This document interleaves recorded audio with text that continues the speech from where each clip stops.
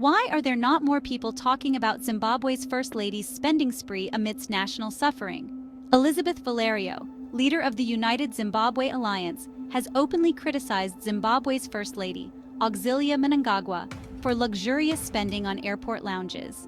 This while the country wrestles with poverty, inadequate healthcare, and crumbling infrastructure. Valerio, the sole female candidate in the recent elections, questions the government's priorities. She asks, what purpose does a lavish First Lady's lounge serve when many citizens are hungry?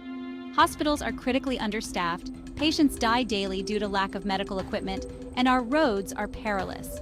Instead of addressing these issues, the government focuses on luxury accommodations. The 6 opulent lounges at Robert Gabriel Mugabe Airport, part of a $153 million loan from China, will further burden Zimbabwe with maintenance costs. Meanwhile, Air Zimbabwe's operations are limited, and our national transport infrastructure is in shambles. It's time for the government to reassess its priorities. Zimbabwe deserves better.